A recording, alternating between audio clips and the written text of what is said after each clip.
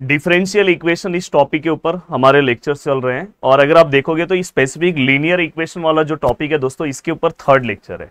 मतलब इसके पहले मैंने लीनियर के ऊपर 2 लेक्चर्स लिए, बट इसके अंदर एक स्पेशल टाइप से दोस्तों बाय सब्स्टिट्यूशन, तो वो भी आज हम कवर कर लेंगे। अगर आप हमसे फर्स्ट टाइम जुड़े हो तो यहाँ से हमारे इस चैनल को आप सब्सक्राइब कर देना दोस्तों। देखो ये टाइप्स कैसे पहचानना है दोस्तों, बहुत ही सिंपल है। देखो यहाँ पे dy बाई डी एक्स है, यहाँ पे अगर आप ध्यान से देखोगे जैसे हमने पहले पार्ट पढ़ा था ना dy by d x, p y और क्यू, बस इसमें चेंजेस क्या है पता है, यहाँ पे कोई फंक्शन है, देखो ये फंक्शन है और इस फंक्शन का यहाँ पे डेरिवेटिव है, देखो डैश मतलब डेरिवेटिव, तो ये क्लियर कट आपको पता होना चाहिए सर यहाँ फंक्शन है, फंक्शन का सर डेरिवेटिव है। ठीक है सर, ये तो समझ में आया। सर सम कैसे सॉल्व करेंगे, देखो सम ना आपको जैसे मैंने पीछे पढ़ाया ना सेम वैसे ही, अगर आप ये लेक्चर डायरेक्ट देख रहे हो तो पहले प्रीवियस लेक्चर्स देख लो। तो मैं क्या करूंगा पता है, बस ये आपको पुटिंग पता होना चाहिए, एफ ऑफ वाई को हम वी लेंगे, बाद में मैं पूरा का पूरा सम सेम सॉल्व कराऊंगा, आपको कुछ नया मेथड पढ़ने की जरूरत नहीं है। चलते हैं दोस्तों, 1 बाय 1 चीजों को स्टार्ट करते हैं। और आपको मैं बता दूं कि अगर आप अपनी चीजों को और जल्दी कवर करना चाहते हो तो पूरा का पूरा प्लेलिस्ट बन के पहले से ही रेडी है। बट अगर आपको ऐसा लगता है कि नहीं सर और अच्छे से चाहिए, तो मैंने आपके लिए कोर्सेज बनाया प्रदीप गिरी अकेडमी पे, आप उसे भी फॉलो कर सकते हो, जाके कोर्सेज लेके आराम से पढ़ सकते हो। अब चलता हूं दोस्तों, देखो सबसे पहला part dy by d x, हाँ ये हमारा क्वेश्चन है। देखो सबसे पहली चीज, किसी भी चीज को आप रटो मत, समझो।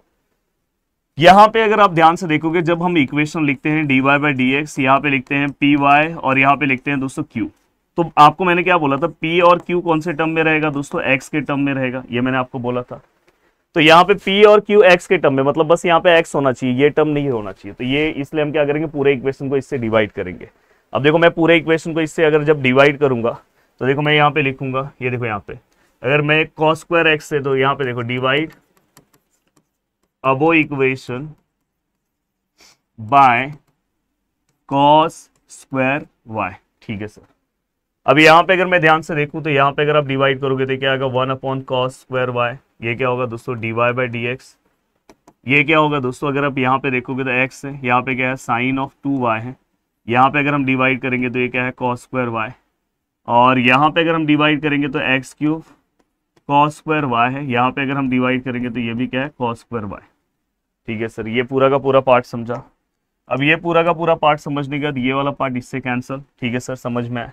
ये देखो 1 अपॉन cos स्क्वायर क्या होगा दोस्तों, ये sec स्क्वायर y हो जाएगा, ये क्या हो जाएगा dy by d x. Then दोस्तों अगर आप ध्यान से देखोगे ये x ऐसे ही रहेगा। सर साइन 2 थीटा का फॉर्मूला पता है क्या, 2 साइन थीटा मतलब यहाँ पे क्या है दोस्तों y इंटू कॉस वाई, और नीचे क्या है दोस्तों यहाँ पे cos स्क्वायर y, और यहाँ पे क्या बचा दोस्तों x क्यूब। अब आपके मन में क्वेश्चन आ रहा होगा सर ये आपने कैसे किया, तो भाई मैंने आपको एक फॉर्मूला पढ़ाया था 11th क्लास में, हमने पढ़ा है साइन 2 थीटा, तो 2 sine theta into cos theta, इस फॉर्मूले का मैंने हेल्प लिया और उससे मैंने सॉल्व किया। तो अगर आप नेक्स्ट स्टेप में देखोगे तो नेक्स्ट स्टेप में क्या हो जाएगा, ये वाला पार्ट और ये वाला पार्ट कैंसिल। देन यहाँ पे क्या होगा sec square y d y by d x plus, देखो ये 2 ऐसे ही रहेगा, साइन अपॉन कॉस क्या होगा दोस्तों 10, तो ये क्या होगा 2 10 वाई, ये क्या हो जाएगा x, और ये क्या हो जाएगा x क्यूब। ठीक है, अब यहाँ तक का पार्ट होने के बाद अब मैं आगे की ओर कैसे बढ़ूँ, तो प्लीज़ ध्यान से समझने की ज़रूरत है।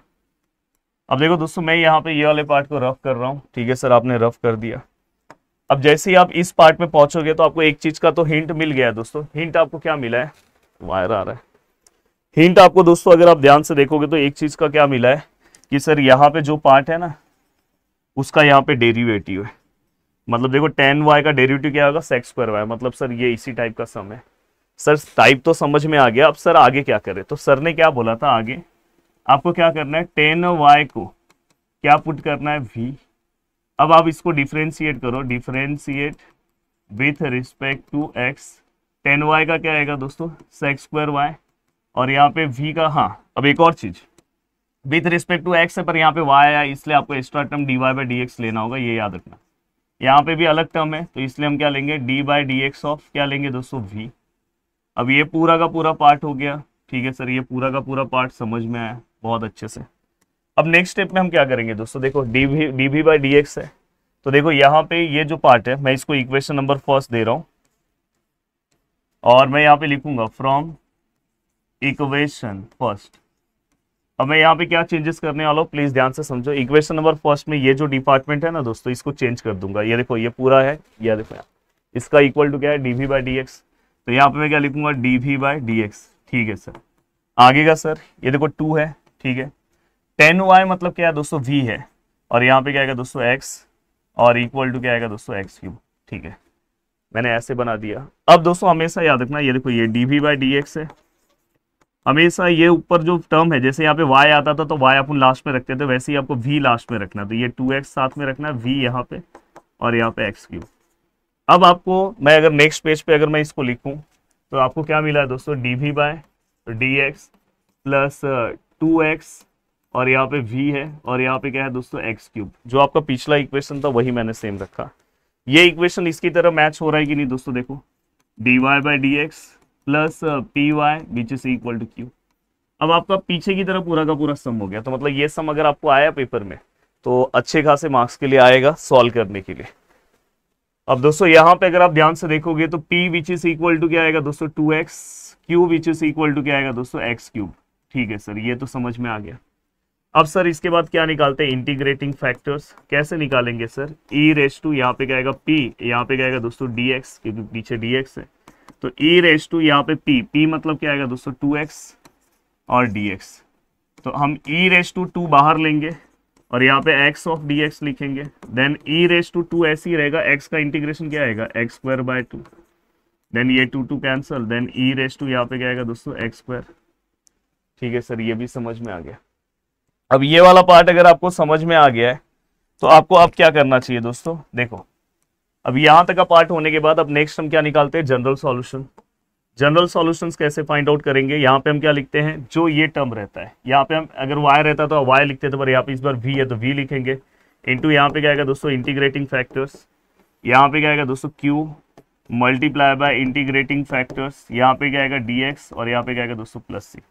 v क्या आएगा दोस्तों, v की अगर मैं बात करूं तो v का वैल्यू क्या है दोस्तों, जो भी है पीछे v का वैल्यू हमने कंसिडर किया है 10y है, देखो यहाँ पे, तो यहाँ पे हम क्या लिखेंगे दोस्तों 10y। इंटीग्रेटिंग फैक्टर्स कितना आया दोस्तों e⁻x², q का वैल्यू कितना है दोस्तों x³, और यहाँ पे e⁻x² और dx और प्लस c। अब आपके लिए सबसे बड़ा टास्क हो गया दोस्तों कि इस वाले इक्वेशन नंबर 2 को सॉल्व करना। सबसे मेन ये इंटीग्रेशन आपके लिए निकालना बहुत ज़्यादा जरूरी है। तो अब मैं नेक्स्ट पेज पे जा रहा हूँ और यहाँ पे पहले ये इंटीग्रेशन अलग से निकालूंगा। देखो I1 लेके यहाँ पे क्या है दोस्तों x³ e⁻x² और dx। ये इंटीग्रेशन सॉल्व करना थोड़ा सा डिफिकल्ट टास्क है। अब यहाँ पे इस इंटीग्रेशन को जब मैं सॉल्व करूंगा, जब भी अगर दोस्तों ऐसा इंटीग्रेशन आए यहाँ पे x² है तो इसको भी x² में कन्वर्ट करो, तो इसको हम x² और इसका जो एक x बचा है उसको लास्ट में लिख रहा हूँ, क्योंकि देखो x² और x को ऐड करूंगा तो x³ हो जाएगा, और यहाँ पे क्या e⁻x² और यहाँ पे क्या दोस्तों dx। अब यहाँ पे मैं क्या करूंगा दोस्तों, सब्स्टिट्यूशन लूंगा, put x² which is equal to t। ठीक है सर, समझ में आया। अब यहाँ पे हम क्या करेंगे दोस्तों, देखो x² का, अब देखो मैं इसको डिफरेंशिएट कर रहा हूँ विथ रिस्पेक्ट टू क्या x, इसलिए बड़ा सम है। x² का क्या आएगा दोस्तों 2x, और यहाँ पे अगर हम ध्यान से देखें तो x का ही टर्म है इसलिए कुछ एक्स्ट्रा लिखना नहीं है, और यहाँ पे क्या आएगा dt/dx। नेक्स्ट स्टेप में अपने को यहाँ पे क्या है x और dx है, तो x रखो, dx साथ में रखो, और यहाँ पे क्या आएगा dt/2। ठीक है, ये पूरा का पूरा पार्ट हो गया। अब ये पूरा का पूरा पार्ट होने के बाद अब दोस्तों क्या चेंजेस है, प्लीज ध्यान से समझने की जरूरत है। अब देखो दोस्तों, अगर आप बहुत अच्छे से चीजों को समझ रहे हो तो यहाँ पे आपको चीजें दिखाई दे रही है कि सर ये x और dx है, इसकी जगह पे अपन क्या रख सकते हैं dt/2। ठीक है सर, ये x² है, इसकी जगह पे हम क्या रख सकते हैं t, और ये e⁻x² है तो यहाँ पे भी क्या आएगा t।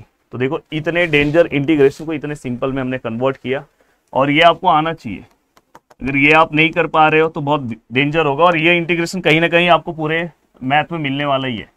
अब देखो जो कांस्टेंट टर्म है उसको बाहर ले रहा हूँ, 1/2 बाहर, देन इंटीग्रेशन यहाँ पे t है, यहाँ पे e⁻t है, और यहाँ पे क्या है दोस्तों dt है।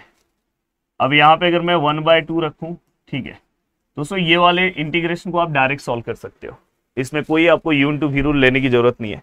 मैं कैसे इसको डायरेक्ट सॉल्व करूंगा पता है, अलजेब्रिक है और साथ में एक है ना, तो पहले अलजेब्रिक वाला पार्ट सेम रखते हैं, ध्यान से रखना, ये वाले पार्ट का डेरिवेटिव लेते हैं, e⁻t का डेरिवेटिव e⁻t है, फिर ये वाले पार्ट का जो सेम रखा है उसका डेरिवेटिव, सॉरी ये वाले पार्ट का आपको इंटीग्रेशन लेना रहता है, तो e⁻t का इंटीग्रेशन e⁻t, फिर ये वाला जो सेम रखा था उसका डेरिवेटिव, t का डेरिवेटिव क्या आएगा 1, फिर से ये वाले पार्ट का फिर से इंटीग्रेशन, तो e⁻t का इंटीग्रेशन e⁻t है, फिर से इस वाले पार्ट का डेरिवेटिव 1 का 0, जब 0 आ जाएगा तो अपने को सम नहीं सॉल्व करना है, पहला प्लस दूसरा क्या आएगा दोस्तों माइनस। अब यहाँ पे अगर हम ध्यान से रखें, ठीक है सर, ये हमने पूरा सॉल्व कर लिया, ये 1/2, दोनों में से अगर देखोगे तो ई रेस टू टी कॉमन है, तो अंदर यहाँ से टी बचेगा, यहाँ पे 1, देन यहाँ पे 1/2 ई रेस टू टी मतलब क्या है दोस्तों एक्स स्क्वायर, यहाँ पे क्या आएगा दोस्तों एक्स स्क्वायर -1। ठीक है सर, ये पूरा का पूरा पार्ट हमने क्या कर दिया, I1 सॉल्व कर दिया। अब नेक्स्ट स्टेप में आपको क्या करना है, ये आपने इसका सेपरेट इंटीग्रेशन इतना बड़ा सॉल्व किया है, नेक्स्ट स्टेप में आपको क्या करना है, ये पार्ट सेम रखना है, ये पूरे इंटीग्रेशन की जगह पे आपका क्या आएगा दोस्तों, इस पूरे इंटीग्रेशन की जगह पे आप क्या लिखोगे ये, और ये पूरा का पूरा पार्ट आप लिख दोगे, और फिर इसके बाद दोस्तों आपको क्या लिखना है, +c, हो गया आपका पूरा सम। तो मैं थोड़ा साइड हट जा रहा हूँ, आपको अगर स्क्रीनशॉट लेना है तो भाई ले सकते हो, स्टार्टिंग से पहला पेज ये था, फिर ये था, फिर ये था, फिर ये था, और आगे ये वाला वैल्यू किस में पुट करना है, इसके अंदर। तो बहुत ही अच्छे तरीके से ये पूरा का पूरा पार्ट आपको समझ गया है, और आप नेक्स्ट कौन से टॉपिक पे वीडियो चाहते हो वो भी मुझे बताना। इसमें बस एक टॉपिक आपका बाकी है, बर्नौलिस, वो कवर करा दूंगा तो ये पूरा लेसन भी कवर हो जाएगा। तो चलो बाय बाय, मिलते हैं नेक्स्ट लेक्चर में। जय हिंद दोस्तों।